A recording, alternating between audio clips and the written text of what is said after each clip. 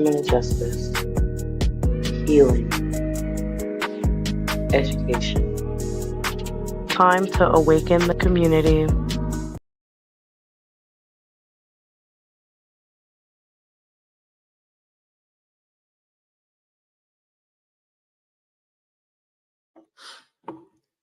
Good morning, afternoon, evening, however or whenever you are listening and or watching. You guys should know me by now, but if you guys don't know me by now, my name is Holly Sisa. I am the lovely host of this program we call Morning Mimosas, where we value human life, justice, healing, and education for the Black and minority communities. Guys, before we get this episode started, I wanted to share a video with my Black men today. You guys know I love my Black men. I love my community. I just wanted to share this brief message with you guys before we got this episode started today. So here is the message for my Black men. Hey, Black man, hear me when I say this with the certainty of sunrise. You are carved from the breath of God and the brilliance of galaxies. Your spirit is not an accident. It is an architecture, divine design, wrapped in melanin and might. I speak life over you today, not in a whisper, but in a voice born from generations who prayed you forward. You carry their strength, you carry their rhythm, you carry their fire, and I honor every flame inside of you. Black man, this world tests you, tries you, underestimates you, but still you rise like smoke from holy incense, refusing to disappear. Your resilience is revelation, your presence is prophecy, your walk is testimony wrapped in grace. I admire the warrior in you, not just the one who fights battles, but the one who chooses peace when chaos begs for your attention. The one who protects without asking, loves without limit, and guards his purpose like sacred ground. But let me affirm this to you. You deserve rest from the world's demands. You are worthy of softness, warmth, and unquestioned safety.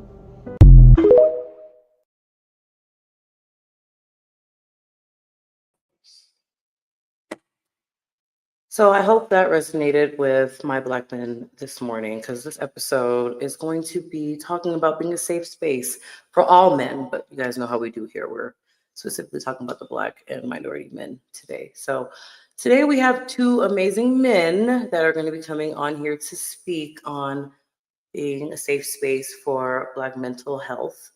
And I will be the safe space because I'm going to let them do the talking. And I'm just going to sit here and only ask questions so us women can learn to be a safe space.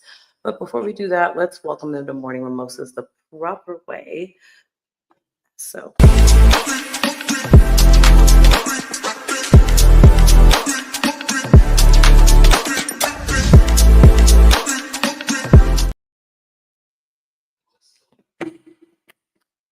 Fellas, thank you so much for being on Morning Mimosas this morning and or afternoon or, wherever y'all are in the country. Guys, please, please, please introduce yourselves. John, you got it. Yes, I'm good. All right. My name is John Watson. I am one third of the Sports for You podcast, 1/4 of the Sports for You Wrestling podcast. You can catch us every Tuesdays and Fridays on YouTube, every Wednesdays on YouTube, every Mondays and Wednesdays on YouTube as well. And you can follow me on social media at John Watson 0984 on X, Instagram, and TikTok. Appreciate it, John. My name is Kevin Coates. I'm a certified self-awareness coach. I've worked in mental health for over 15 years with severe mental illness like schizophrenia, major depression, anxiety, bipolar. I also am a mental health keynote speaker. I've spoken at corporate events. I do a lot of high schools and college visits as well, slash entrepreneurship. You can follow me on Instagram at NQOY20, which is Nikoi, my clothing line, NQOY20. Thank you, fellas. So I just wanted to say, I apologize that one of our guests is not here. She is not feeling well, so I just wanted to give her that shout out. Dominique, please feel better today. So I'm going to start off with our opening question, which is, what does mental health mean to both of you guys personally? With mental health to me, it means that it's about obviously the safety of your brain. what you go through day in and day out, from your when you wake up, from the time you wake up, from the time you go to bed, when you what you do throughout a 24-hour cycle, how you maintain sanity throughout the day ends and life's challenges. Okay. What about you, Kevin?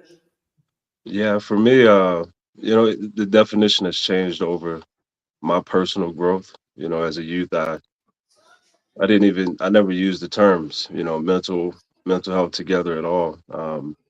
But having worked in it and worked on myself over the years, I would say my definition would be an understanding of how you operate in terms of your thoughts at a conscious and subconscious level, your level of awareness around that, and how the external and environmental factors play a part in that. And it can be as small and detailed as how do you feel when you wake up in the morning, or what thoughts did you fire when you first woke up. Um, and I know it's kind of a loaded response, but it's hard to just keep it down to one thing. It's such a variety and multifaceted. But yeah, it's the awareness of your conscious and subconscious mind and how that impacts your overall health, mind body connection as well. Thank you guys for your answers to that. So, when did you guys first openly hear men talk about mental health? Oof. With me, it was 2010, and it was Ron Artest, the Laker, now known as Meta World Peace. He opened up about his mental health and how he was going to therapy. And I was like, I've heard people go to therapy before, so I thought it was nothing new. But he auctioned off his championship ring to raise awareness on mental health. And then that was like, okay, now this is something different I haven't heard about. And then that's when I've learned more about, obviously, the suicide rates going up in our country, and every other tragedy is lies with, specifically with Black men. I mean, we've dealt with Black women, we've all races have done with it, but specifically with Black men, I did not know how bad the mental health spectrum was affecting us. Yeah, and for me, Holly, it was, I would say, I mean, at a larger scale, very similar to John, the last 10, 15 years, I think we've caught on to this wave of trying to create spaces for men, especially Black men, to express. For me, I really learned at a young age, looking through the experiences of my father, and the things that he was reluctant to share, but more so how he behaved. And that's kind of how I got into this space. I really started to learn about people from how they behave, and especially our people in the Black community. Um, as far as the shootouts, things that I've seen and experienced, and just seeing how we behave before we could actually express vocally our emotions and our use of substance, things like that. And so for me, I was very curious at a young age, like there's something going on mentally within my family, my friends, because they didn't always have the vocabulary to express the sadness. If anything, they showed it behaviorally before they actually were able to put words to it. So I was pretty young when I saw it then. But at a big stage, yeah, within the last 10, 15 years, I would say it's caught a pretty big wave. Thank you guys for that. So, the next section, we're going to talk about society and its expectations. So, that's what the questions are going to be stemmed towards. So, how do expectations of masculinity affect how men handle emotions? It's pressure. It's a lot of pressure we go through as fathers, as husbands, as sons, brothers, as positive male role models.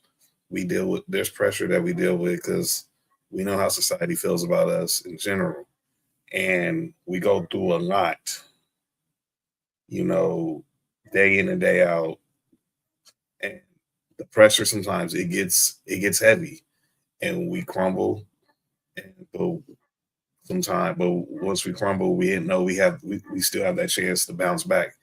It don't have to be immediately, But sometimes we have to realize what's safe for our mental, take a step back, and then eventually go back to the table and do what we're gonna do. But sometimes, but yeah, it's a lot of challenges we deal with that cause us, to crumble under Yeah. pressure a lot. Yeah, I totally agree with what John is saying. I felt that pressure. It's the old adage of, you're not a man unless you're providing. And there's a lot of conversation around this now. What it does is it boxes us in into identifying one way, as that provider. And the subcategories of what we provide is typically just monetary, benefits to our family. Um, I had a conversation with a young lady just last night. She told me, she said, my dad, he had to do therapy this week. He was physically there, but he wasn't always emotionally present. And I think that's what's really hurting a lot of it hurt a lot of us, I'm included in that, is whether they're around physically but not having that emotional availability. And it's not their fault, because as we go back in generations, it just there was no space effort for that. And she said something to me that's pretty profound. She said, my father took each one of us kids out for lunch, and he had a list, and he asked us, he said, hey, what have I done right by you, in your life? What are the good things about me? And tell me how you feel about me. And he initiated that. And they gave all the good things. And, we like to spare people's feelings from shame and blame and things like that. And then he said, I love all the good things, but tell me all the things that I didn't do so well. How have I hurt you? Where did I not show up, in your life? And he was open and receptive to hearing how he may have been trying his best, but, he fell short in some ways. And emotional availability, I think, is that's missing as men towards our young boys, and especially towards our young girls, to help them feel understood, heard, valued, to create a sense of safety and trust. And I think that's new. I still think there could be more conversation around emotional availability, which bleeds into emotional intelligence as well. But I mean, the Black community, I mean, that's some effort, because typically we're trying to figure out how to keep the lights on, how to keep food in the house, how to keep clothes on the kids' back. So tapping into emotional availability is a whole different ballgame. Thank you guys for that. And absolutely, I agree with both of you guys. Now, my next question is, what messages about being a man did you grow up with? I know you tapped into that a little bit, Kevin, but I want you guys to go a little bit deeper into that. You know? Well, my father wasn't around from the time I was 2 to the time I was 20 or 19 to be exact. My dad dealt with substance abuse, dealt with substance abuse addiction. God rest his soul, he would tell you, my name is Tony Watson and I'm a stone cold crackhead. So even before I was born, my mom dealt with it because she never picked up drugs, but she knew he was an addict. But when I was 2, she made the decision to leave him. And when she left him, he was still going through his addiction. And like I said, from the time I was 2 to the time I was almost 20, he wasn't around. So I had to lean on other males in my life for positive, as positive role model, a positive male role model, specifically my grandfather, from the time until he passed when I was about 9. And then other men my mother dated who accepted me. They didn't try to act like my daddy. They didn't try to be like my big brother, try to be my no. But they were positive male role models, and some of them have, unfortunately, they have passed. But then when my father got sober and he got in my life, the last 14 years of his, he gave me a lot of wisdom, and specifically when I became a father myself, when he was at his deathbed, he was telling me, just make sure you take care of Sophie. So a lot of the things I got growing up was watching my grandfather provide and be a husband to my grandmother, even though, and she had disability because she was blind, and was able to provide for my mom and my uncle, my aunt, and then help raise me and my cousins.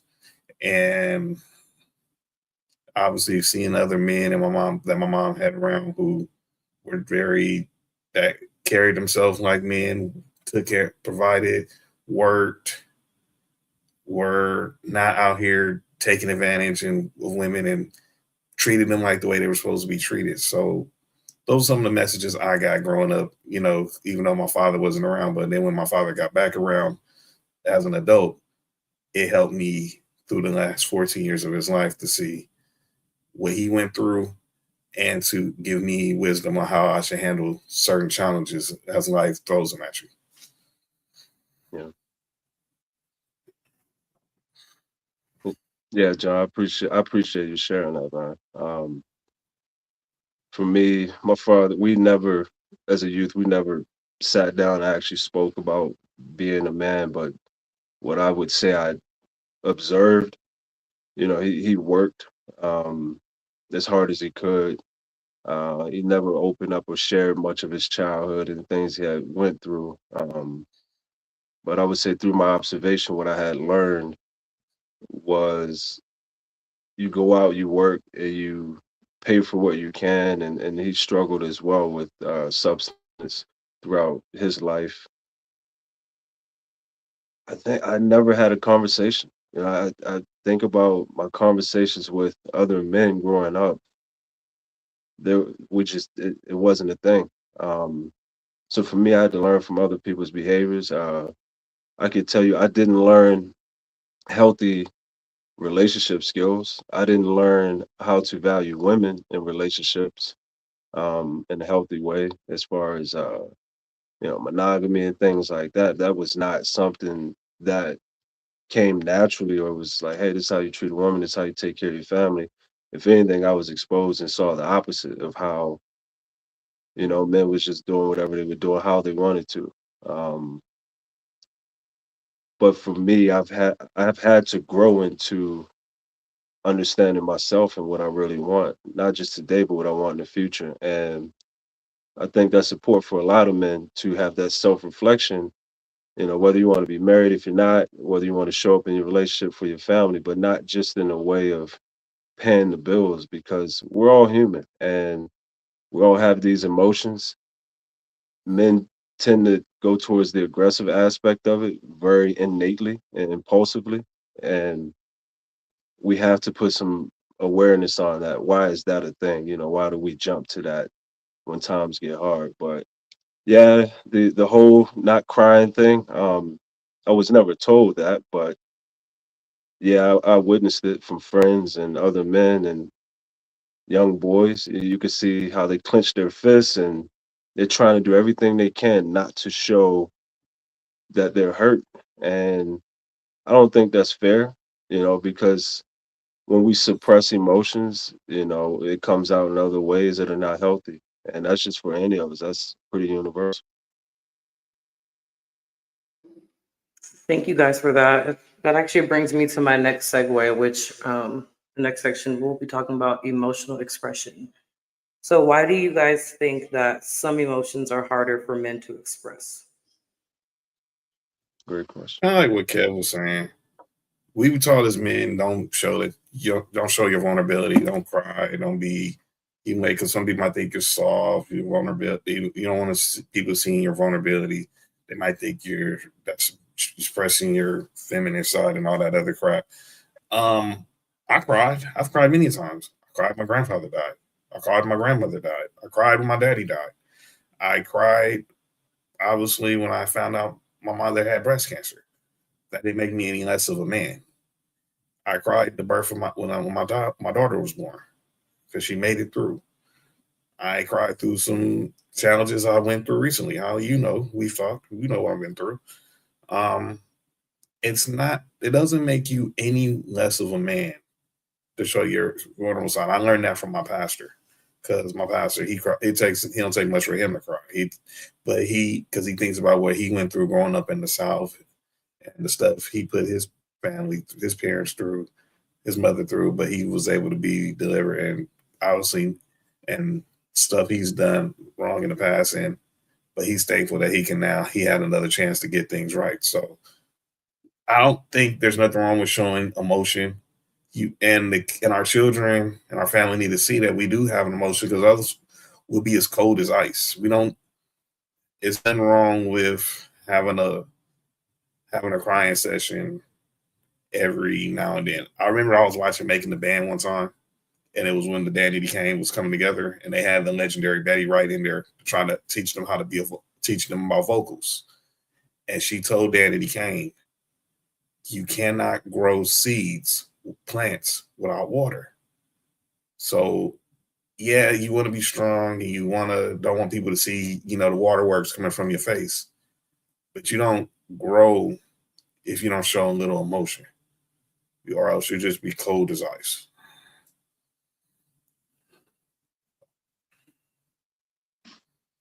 Again, John, thank you. Thank you for expressing that. The thing about expressing emotion is there's a lot of shame and fear that second secondary that comes with that. And whether we know that or not, we feel it. A lot of people would say, I don't like crying in front of people. And if you ask why, there's going to be that adage of, well, it makes me look weak, or I just don't like doing it. It makes me uncomfortable. And typically that stems from being raised in a household where you were not allowed to share those emotions. I personally have grown to understand and learn, even for myself, that crying is actually a strength, because I'm now Amen. acknowledging that there's something that's not okay within me, and I naturally want to express sadness, which every human has in some variation. And I think that has to be the shift in understanding with crying for men, is that when you can acknowledge your emotions and feelings or something that didn't go the way you wanted to, it's okay to cry. That's a strength. Um, and we're not going to be mad if you get happy if something goes right, right? So why can't you cry and be sad when something doesn't go right? That's just natural human tendencies, and but you get conditioned. You get conditioned, and you lose your man card, if you will. I don't believe in any of that. I cry. I listen to a lot of smooth jazz, so there's times where an instrument can play, it can hit a long tune, and I just feel tears come. A thought may come, a memory may come. I do a lot of crying out of gratitude. I'm a person that works at gratitude every week, every day. Anybody that knows me, that asks me how I'm doing, my response is I'm grateful. And I cry just from being grateful that I have things that I have, even though sometimes I may want a little bit more, sometimes it doesn't matter.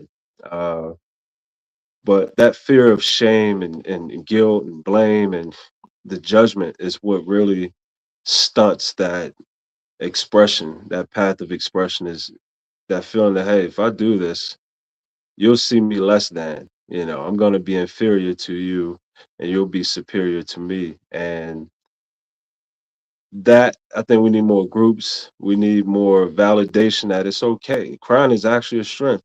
One of the things I never understood, especially with men who abuse women, in terms of this whole tough thing, is for you to be able to do that. That right there shows that you have a gap in your emotional understanding and trauma specifically that has manifested into a certain level of anger, which is an emotion. And so to suppress other emotions so you can bring others up, that creates an imbalance. So you're feeling angry more than sadness. I'm just gonna skip sadness and just go straight to, beast mode. That's kind of dangerous. Mhm. It's not strength at all. That's very dangerous. And if you're not aware that you can go from 0 to 100, where you can hurt someone, and that's why we see less numbers in diagnosis of depression in men, especially black men. But at a suicide level, we see a higher rate of suicide, and you're talking about an aggressive form of suicide in terms of just taking the gun and doing what they do, not pills, things like that, right? So yeah, it's a strength to cry, and I believe that. And um, I guess I don't think I've ever had a man card to lose. I've just been me, a man that's willing to grow and be vulnerable and explore this one life that I have. Thank you guys for that. That actually brings me to my next question. How can we normalize men talking about feelings? Like, I really want to know this. Like, because women, oof. Go ahead, John, because I was about to go in on women for a second. He's about to get in your I'll just feelings. sit there and let you talk.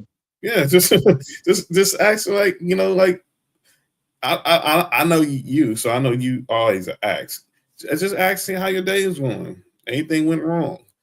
Just and always having an ear, always just having an ear to the ground and to the heart to see if you feel, because y'all women have y'all intuition, y'all can sense when something is wrong.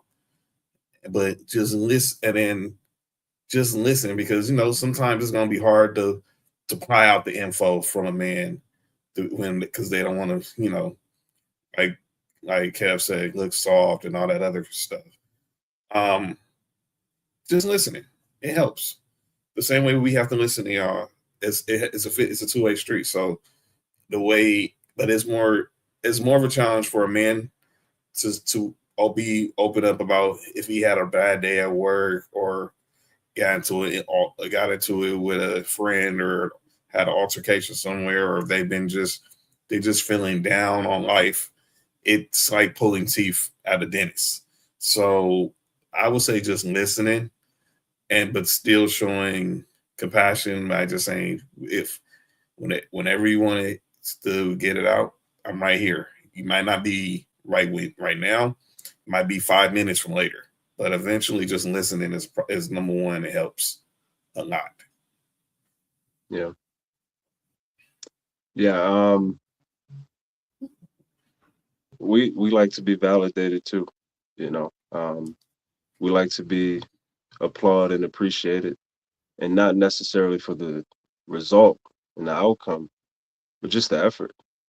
Just the fact that we put the effort out there to try and do what was hard. Um, I believe maybe because this is a value of mine. I am a very curious person, so at times I would like to have that curiosity approached upon me. I'm a very vulnerable person, so I don't believe that I can be curious and not have that reciprocated. That's just me. I don't believe that I can ask for vulnerability from other people and not be willing to be vulnerable. But I am someone who practices.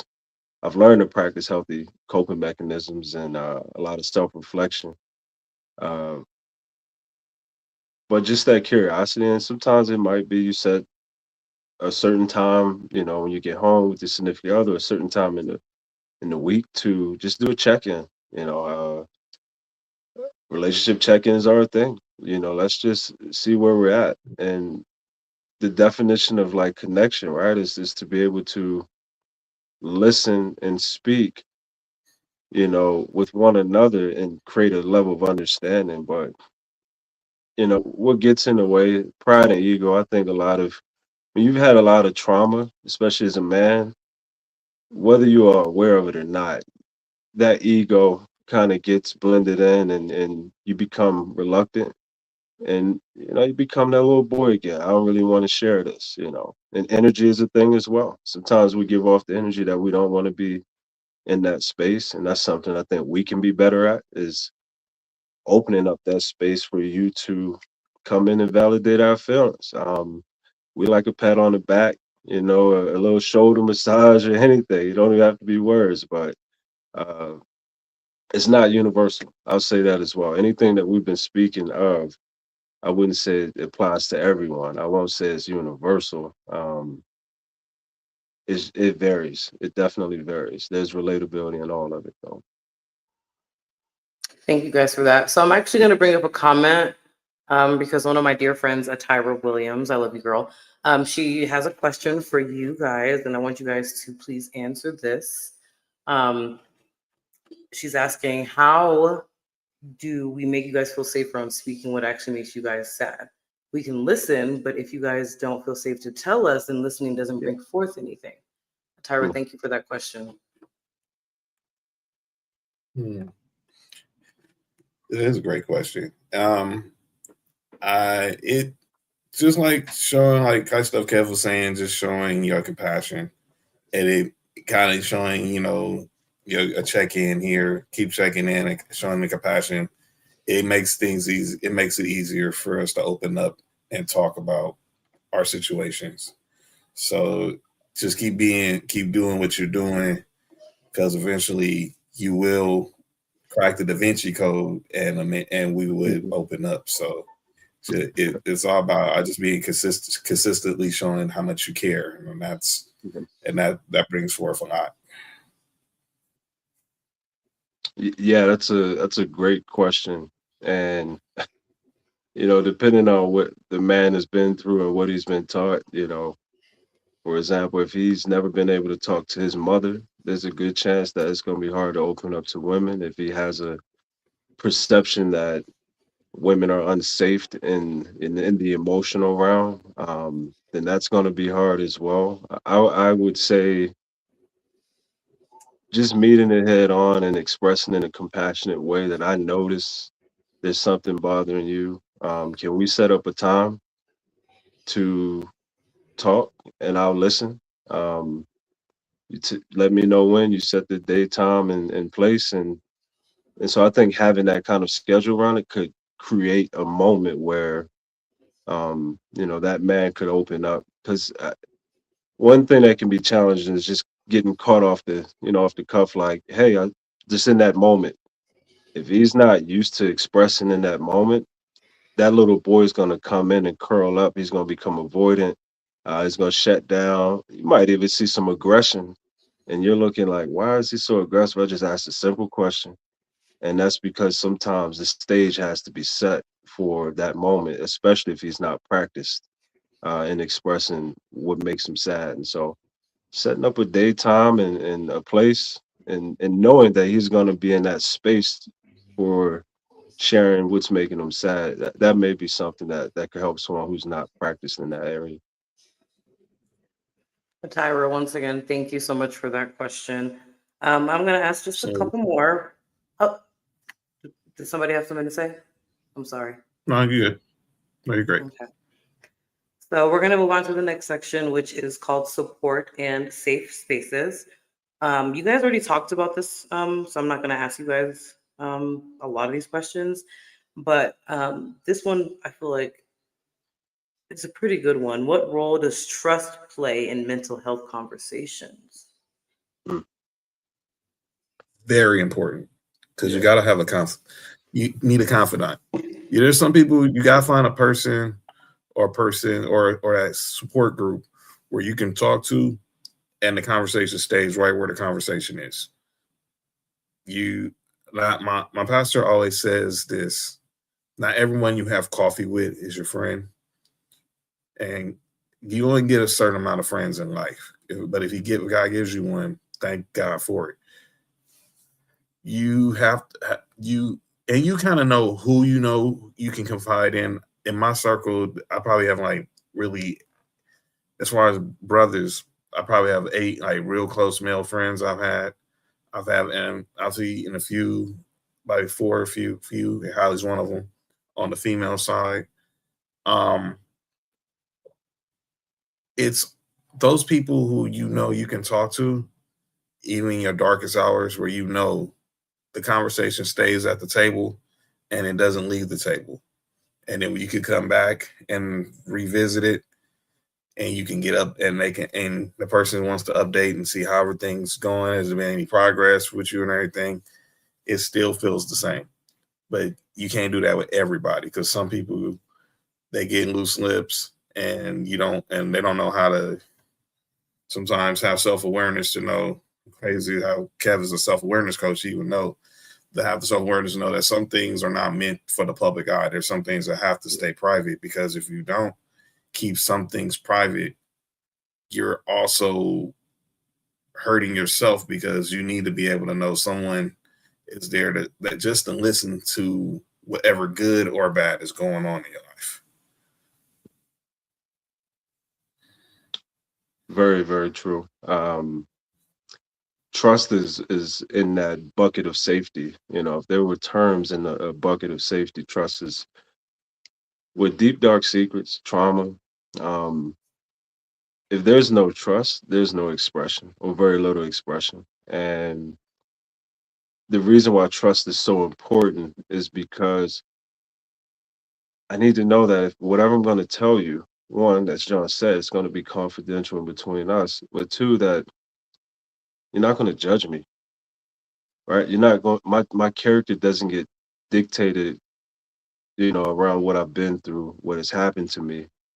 Um, you're not going to make me feel guilty later on. And I think that happens sometimes in relationships of all sorts. If I share this with you, are you going to come back in about a month when things go south and use that against me? Am I giving you the ammunition to the gun to shoot me with? And we have to be cautious in who we share with. I, I friends know me. I've gone on and say, look, if I've given you a piece of me and vulnerability, you can't hurt me with it because I've already owned it. I'm not letting you hurt me with my truth. So if I've told you something that I've done or that's happened to me, I have already committed to myself that you can't hurt me with it because I've forgiven myself. I've moved through that. Um, but yes, I would say the guilt that comes out of that, the judgment, and shame. Certain things bring a lot of shame, and with all of that, promotes to anxiety and overthinking and everything else. We can keep going, but trust is so important. And as a coach, when I've had whether it be teenagers or adults up in their 60s tell me what happened to them 50 years ago, that is such a rewarding experience to know that they trust me with that because they believe in their own heart that it's not going to go anywhere. It's not going to come back like a boomerang and hit me in my head. It's not going to be that knife in my back. I can actually get this out. I've been wanting to get this out with somebody that I believe I can trust. And so trust is very essential. Um, as hard as it is to build it, it's so easy to break it. And I think that's hard too. Guys, thank you guys so much for your perspectives today. Is there anything else that you guys want the Morning Mimosa viewers to take away today? Don't be afraid to show your vulnerability. Yeah. It might, I know, like we explained, men, it makes us, men are not supposed to show that they have a side, emotional side to society and to life. But trust me, get if you don't get out your emotions, it's only gonna make you sicker on the inside. Yeah. Gotta cry, cry it out. It only makes you feel better. You cry it out, you're gonna feel down in the moment. But trust me, when you lay down, you wake up the next day, you feel good that you got it all out your system, and you can go on to progress the day after that, and the day after that, and the day after that. So continue showing your vulnerability and don't be ashamed to let everybody know that you need help. I had to struggle with that personally myself, and I've struggled with it throughout my life. But I've learned now as I'm getting now into my 40s, I'm 41 now. It's okay to say, I need help. Yeah. Yeah. Everything that you said, I totally agree with. Be different. As a man, don't get caught up in the linear, you got to provide, and that's your only role and responsibility in this life. Um, Explore other ways to be a man in this life, as John said. If that's the emotional expression and all of that, great. Um, Look for new hobbies. We're coming up on a new year. Yeah. You can look for new hobbies where there's, men there where you can build that community. Don't be afraid. I personally I have a bowling league. People make fun of me. I bowl. I love to bowl.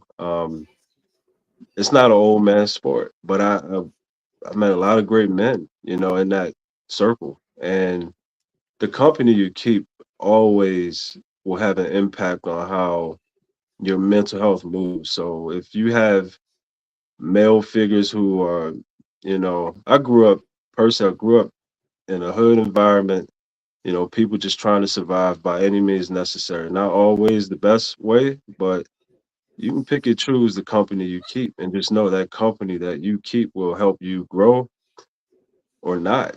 Maybe even Hmm. worse. So you can definitely make a difference in your own life. You just really have to be willing to. You gotta look deep. You gotta look deep within you and get to know who you are and where you want to go, and do some self reflection. I'm biased to self awareness, so get some more self awareness for sure. Absolutely. Thank you guys. I'm also going to mention, Atira also said, pray more and find more men who are building their faith. I absolutely love that. I agree. Yeah. 100%. Guys, once again, thank you, Kevin, and thank you, John, for being on Morning Mimosas today. Guys, we're going to get out of here, but I'm really hoping that whoever has watched this episode today, please take the information and become that safe space. It's time for that. It's time to start treating men like they're human, because that's exactly what they are. But guys, this is Morning Mimosas. As you guys know, we value human life, justice, healing, and education for the Black and minority communities. See you guys next year. Happy New Year.